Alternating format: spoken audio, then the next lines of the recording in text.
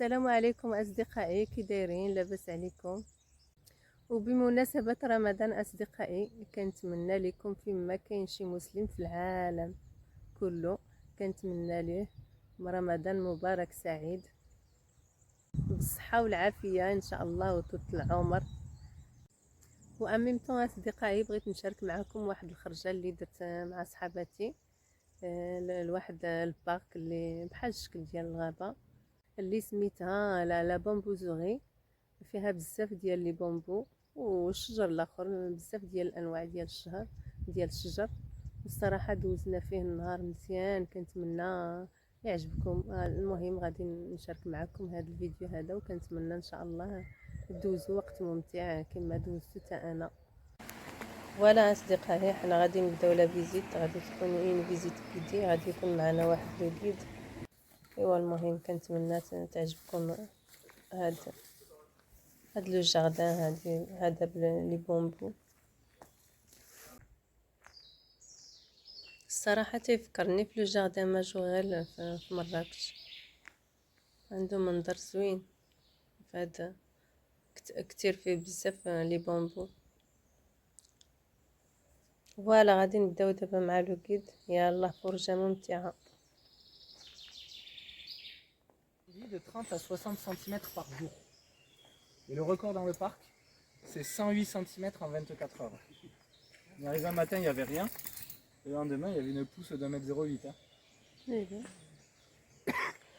Et lui, c'est un bambou mélomane. Ouais, il sort de terre pour le 21 juin. Et là, il se reconnaît là, son petit déhanché en bas. Et s'il pousse aussi vite, en fait, c'est grâce au rhizome. Et les rhizomes, je vais vous en parler tout de suite. L'engrais aussi. Comment? L'engrais aussi. Alors nous, on n'utilise pas d'engrais. On est dans un parc où on utilise zéro produit phytosanitaire. On va voler mon rhizome. Bon, on va essayer d'en trouver un autre.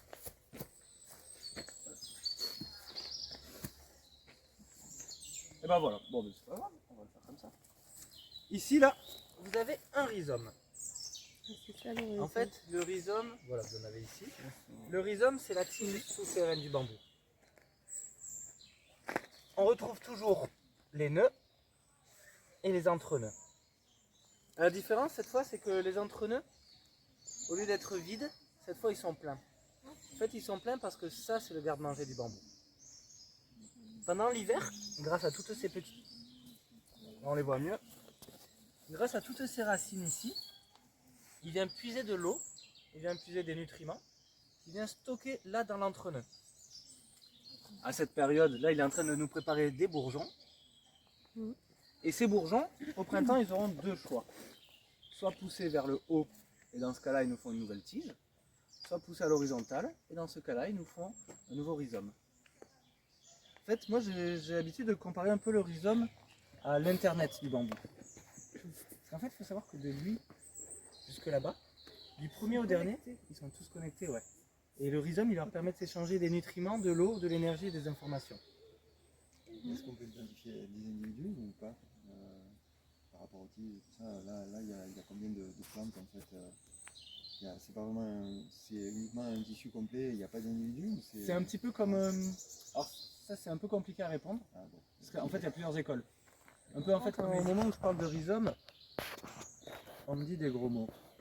On me dit que le bambou c'est une plante qui est... Non, vous êtes poli vous. Moi on me dit que c'est une plante qui est envahissante. Ah d'accord.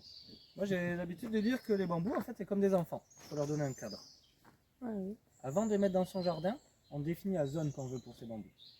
Il y a trois techniques. La première c'est de la barrière anti-rhizome, c'est du PVC de 0,3 d'épaisseur, qu'il faut bien placer, avec un angle de 15 degrés. Comme ça le rhizome quand il pousse, Il s'arrête. il va remonter même. Ah oui. Et quand il sortira de terre, vous passez avec un sécateur et vous le coupez. Si vous ne le coupez pas, il replongera en terre, comme celui-là. Bon, ici, le parc est beaucoup trop grand pour qu'on utilise uniquement de la barrière anti-rhizome. Alors nous, on va faire des tranchées.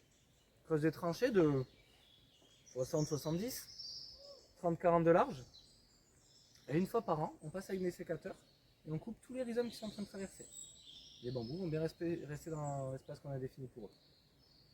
Après, il y a une troisième technique, mais celle-là, je sais qu'en général, elle ne vous plaît pas beaucoup. Hein. La troisième technique, c'est celle-là. Ouvrir votre jardin.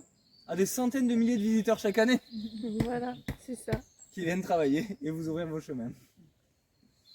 Je vous propose qu'on avance par là, on fait encore 2 arrêts ensemble et je vous dirai au revoir au bout de cette allée. Hein. Vous allez manger au restaurant asiatique. Et quand vous mangez des pousses de bambou, en fait c'est lui. Lui c'est le Phyllostachys pubescens ou Phyllostachys edulis. Edulis ça veut dire comestible. En fait toutes les pousses de bambou vert sont comestibles. Seulement certaines sont plus amères que d'autres. Lui c'est le plus sucré, d'ailleurs moi je trouve qu'il y a un petit coup de noisette. C'est le plus sucré, c'est aussi le plus grand. Lui il peut atteindre 25-26 mètres de hauteur.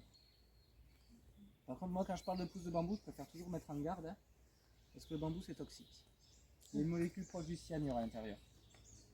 Pour que ça devienne comestible, en fait, il faut le faire bouillir pendant 1h30 dans de l'eau avec du gros sel. Donc, dans le doute, hein, C'est comme les pommes de terre. achetez-le en boîte. Hein. Le faire cuire, C'est ça. sinon c'est toxique. Exactement. On a certains de nos collègues qui sont originaires du Laos, qui ont grandi là-bas, et en fait, ils nous ont apporté les techniques de construction. Ils nous ont appris à travailler le bambou. Ils nous ont appris à travailler à la machette. Tout ça, c'est fait à la main. En fait, ils nous ont appris à ouvrir des bambous pour les aplatir. Et quand on a un bambou aplati, en fait, on le tresse. Regardez, là, on a un tressage, on va dire, grossier pour le sol. Pour les murs, c'est celui-ci plus précis, mais assez compliqué à faire. Hein. Et on peut même faire du tressage de précision et réaliser de la vannerie. Là, ici, tous les paniers, tout est fait en bambou. Vous le faites quand les bambous sont verts, On peut le travailler vert ou sec. c'est possible. Ouais, c'est un coup de main à prendre, mais ça se fait, oui. Bon, d'accord. Tout n'est pas en bambou ici. Hein. Oui. Et oui, il y a le bois. Ça, c'est pas le bambou carré dont on a parlé au début. Hein. En fait, si on a été obligé d'utiliser un peu de bois, je vous apprends rien, ici on n'est pas en Asie. En Asie, il fait plus humide. Et en fait, c'est cette humidité, cette hygrométrie, qui fait que là-bas, un bambou coupé, il aura une durée de 20-30 ans. Chez nous, par contre, il fait beaucoup trop sec. C'est pour ça que quand vous coupez un bambou, il commence par fendre, puis par rompre. Donc soyez sympa, s'il vous plaît. Hein. Tout le bois. Les tapis. On peut faire, oui, on peut faire du textile, des tapis. Moi, quelque chose qui m'intéresse plus que les habits et que les tapis. Les paniers. Des paniers, ouais, mais plus que la vannerie. Les tables. Ouais, et encore plus que la menuiserie. Va falloir que je vous montre apparemment. Des gamelles. Allez, venez, je vous montre ce qu'on peut faire.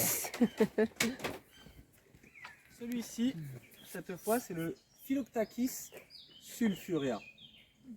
Phylloktachys, c'est le nom des bambous. Sulfurea, soufre, couleur jaune. On va simplifier les choses. Avec les bambous verts, on va s'intéresser à leur solidité. Les bambous verts, c'est plutôt avec cela qu'on va construire nos cabanes. Le bambou jaune, par contre, c'est la caractéristique qui, moi, m'intéresse beaucoup. Hein, toujours pas d'idée? Le manger peut-être, oui. Ah oui. Eh ben oui. Les Bah oui. instruments. Il tape sur les bambous. Hein. Oui, oui, c'est vrai. C'est avec lui, en fait, qu'on fait les instruments à Les percussion en Asie. instruments, oui. Ah oui. Et est-ce que les bambous Mikado qu'on a vus tout à l'heure, ils vous avaient plu? Vous n'étiez pas là, mais les bambous Mikado, ils vous ont plu?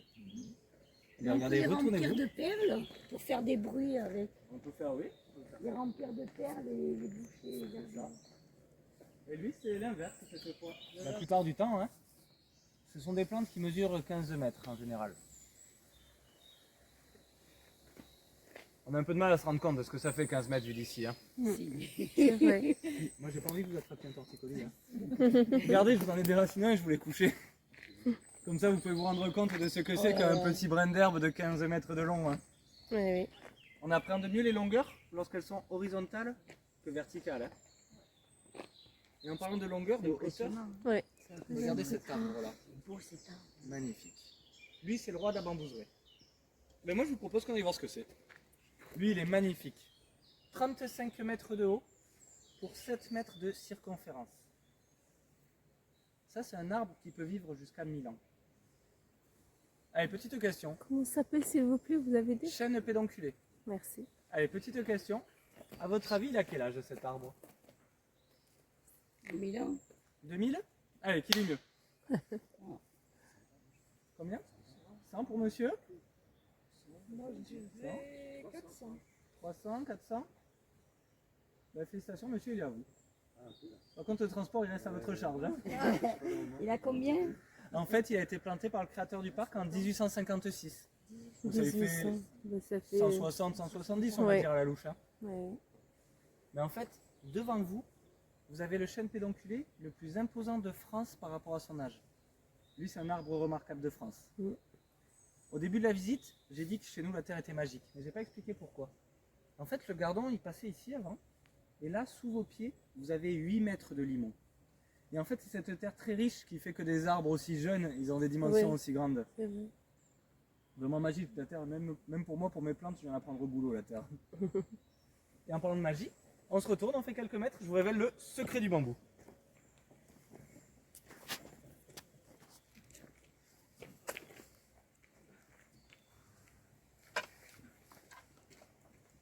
Alors,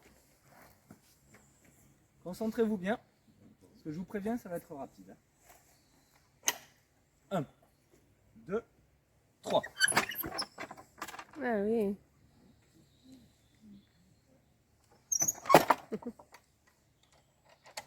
Allez, interrogation surprise. Qu'est-ce que vous avez vu à l'intérieur? Déjà, il est Alors, creux. le rien, Les creux. le creux, ça c'est l'entre-nœud. D'étage, là. Donc l'entre-nœud, on a dit tout à l'heure, il est creux, il est vide. C'est pour la souplesse, le creux vide. Ah oui. Des étages, j'ai entendu. Des étages, des étagères. Ça, ce sont les nœuds. Mm. Les nœuds, eux, ils sont pleins. C'est pour la solidité, cette fois-ci. Mm. Alors, il y avait quoi d'autre encore à l'intérieur? Vous avez vu quoi? Les alvéoles, les nœuds sont plus serrés en bas qu'en haut. Alors ça, c'est bien vu. Juste, on le garde dans un coin de notre tête. On en reparle dans 2 minutes, mais c'est bien vu. Allez, il y avait quoi d'autre encore à l'intérieur? Pardon? Des noirs. Pour ouvrir. Le noir, ouais, ça c'est l'oxydation. Un bambou, quand il est vivant, l'intérieur est blanc. Quand on le coupe, il va s'oxyder et le blanc deviendra noir. Ouais. Pardon, vous avez dit? Alors moi, je suis vraiment désolé. Oui, J'ai le droit de l'ouvrir que 5 secondes par jour. c'est tout. C'est vous que j'ai choisi aujourd'hui. Hein. Mais pour en venir là où je voudrais en venir, ce qu'on va faire, c'est qu'on va demander de l'aide au chêne qui est ici. Qu'est-ce qu'il est en train de faire? Le chêne, là, tout de suite, il fait quoi?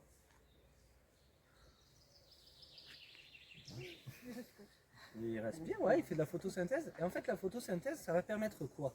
Le carbone qui va emmagasiner, ça va lui faire quoi? Ouais, et donc, et quand on mange, on grandit.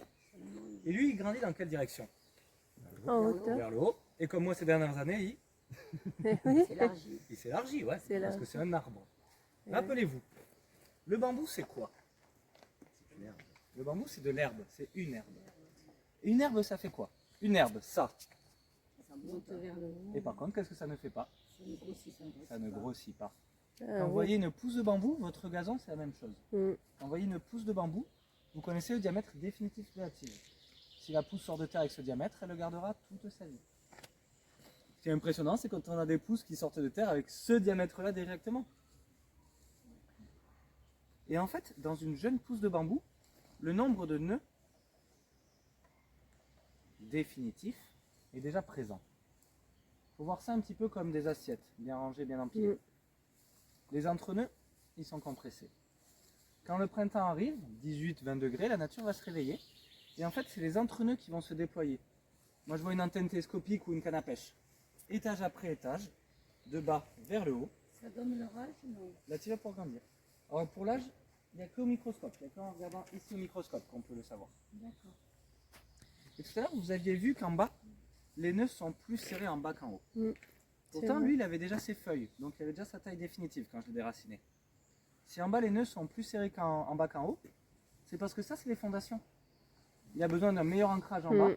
et plus il va s'élever, plus il aura besoin de souplesse, hein, Oui. tout simplement. C'est Donc, je vrai. vous propose qu'on aille par les rhizomes un petit peu plus loin. Mais déjà, avant ça, on va faire une pause sur le petit arbre qui est là. Lequel? Eh ben venez, on va voir ça de près. Saint-Père-Virens, toujours vert, toujours vivant. Pardon? Il est immense. Non, il est tout Ouais. petit. Oui, mais. Il mesure que 30 mètres. Que Quand il 30 sera mètres. adulte, il fera Oui. 3 fois cette taille, il fera 90 mètres. Oh là là. Le record en Californie, c'est 118 mètres. 90 mètres. Lui, pour le moment, il a un diamètre de 1,60 m. Quand il sera adulte, il aura un diamètre de 7 mètres. Et Ouais. vous voyez, il y a des aiguilles. C'est un conifère. C'est le même. pour se reproduire, comme tous les conifères, il fait des pignes, il fait des cônes. Ce qui est amusant, c'est que l'arbre le plus grand du monde, en fait, il a des pignes absolument pas proportionnelles, toutes petites, ridicules. C'est toutes petites. Et encore dedans, là, il y a 30 graines de 1 mm Ça chacune. contient 30 grammes, ce petit truc. D'un millimètre, ouais. Merci. L'arbre le plus grand du monde, il provient quand même d'une graine d'1 mm. Moi, ça m'espante. Je propose qu'on aille en direction du mas. J'ai dit qu'il existait des bambous carrés. Alors, les bambous carrés, je ne vous amènerai pas les voir. Mais quand on aura terminé, vous prendrez ce chemin. Vous marcherez 20 mètres après le portail. Et là, en fait, je ne vais pas vous dire où ils sont. Vous allez toucher les bambous de cette manière-là. Découvrir. En fait, vous ne verrez pas qu'ils sont carrés. Oui. Mais au toucher, vous aurez l'impression de toucher un dé. Bon, il y a un panneau qui les indique. Hein. Mais touchez-les parce que ça attire la chance. Déjà, c'est original. Et puis en plus, on dit que ça attire la chance au Japon. Et moi, celui que je voudrais vous montrer, il n'est pas carré. Mais regardez comme il est beau. Il est juste là. Oh, il est beau. Très joli son mas, hein, ce vieux mas. Taki, c'est du lys hétérocyclamazel. Oh là là, tout ça. Ça m'a pris 3 ans avant de réussir à m'en rappeler. Hein. Lui, heureusement, il a un surnom qui est beaucoup plus facile à s'en rappeler. C'est le bambou Kiko. Vous ne pouvez pas penser là, à la carapace d'un animal à ce niveau-là? Une carapace. Carapace de quel animal? Tortue. Tortue, ouais. Ah Et oui, donc, c'est Kiko vrai. en japonais, ça veut dire tortue. Tortue. Ça, c'est une mutation génétique totalement naturelle Mm. qui a été découverte par hasard par le fondateur du parc. Hein. Et lui, il est très rare parce qu'il a besoin de nous. Si vous levez les yeux, ils ont tous été étêtés. Ça y est. Parce qu'en fait, vu la conception du pied, de la base, quand il y a du vent qui souffle et qui touche, il se passe quoi? On va casser, oui. Ah oui. Et pour ça que lui, on le retrouve surtout dans les jardins.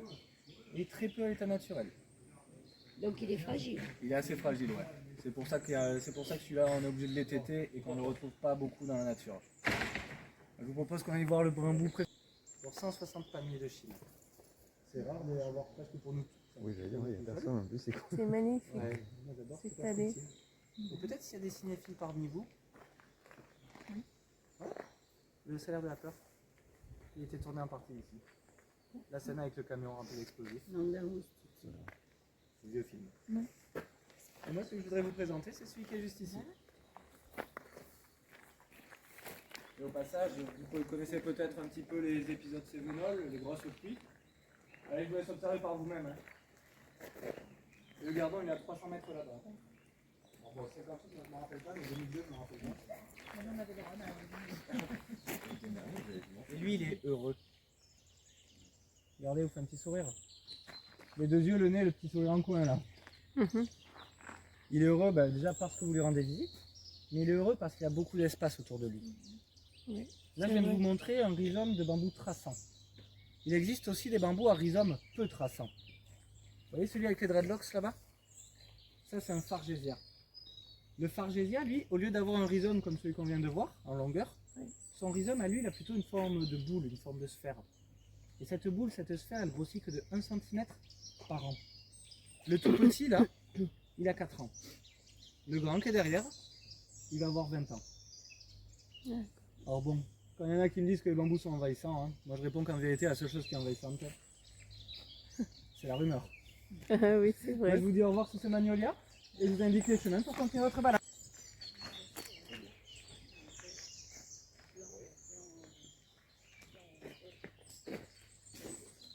Joli cet arbre Alors aussi. déjà, avant toute chose, moi je tiens tous à vous remercier pour votre attention. Merci. C'est agréable pour commencer ma journée, merci beaucoup. Merci à vous. Je prendrai quelques instants pour essayer de répondre à vos questions. Mais déjà, je vous indique les chemins. Pour la suite de la balade, ce sentier. Au bout, à gauche. Là, vous marcherez 50 mètres et vous allez arriver sous un torii. C'est un portail japonais rouge, vous ne pouvez pas le louper. Vous le traversez et là, vous remontez l'allée des camélias. Toute notre collection, elle est là, ils sont tous en fleurs, profitez. Vous arrivez dans le Vallon du Dragon, ma partie préférée du parc. Érable du Japon, Ginkgo biloba, cerisier du Japon. Au bout du ruisseau, deux choix. Soit à gauche, et vous reviendrez par l'allée des palmiers, qu'on a pris un instant à observer tous ensemble. Soit sur votre droite, et vous reviendrez par la prairie de bambou. Les deux chemins vous ramènent devant le mas.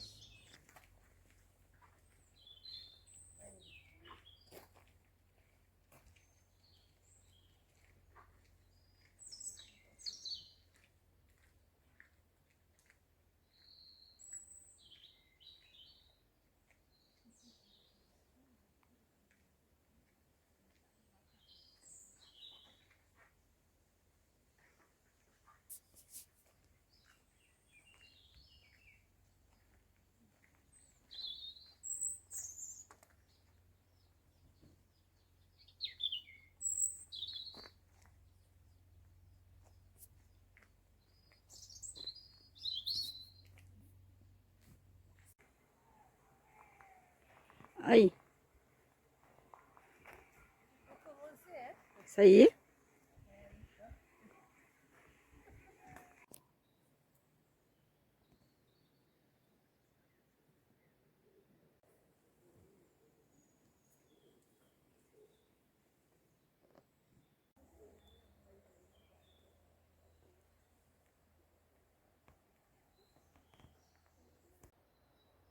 الصراحة اغتنمنا الفرصة ما حد الزوار ما كاينينش بزاف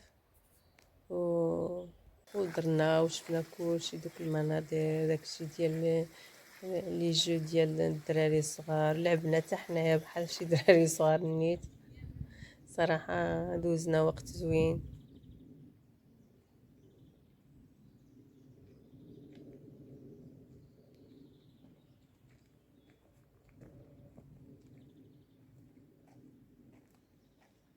Comment tu trouves l'endroit, Lina? Magnifique. Très joli.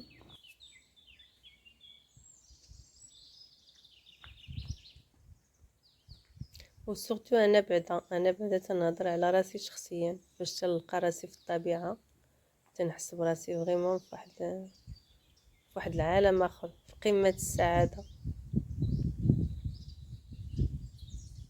كتحس براسك مشارجي بديك الطاقه ديال داك الشجر ديال الماء ديال دوك الطيور اللي تيهضروا معاك سي فريمون تو سا كومونيك.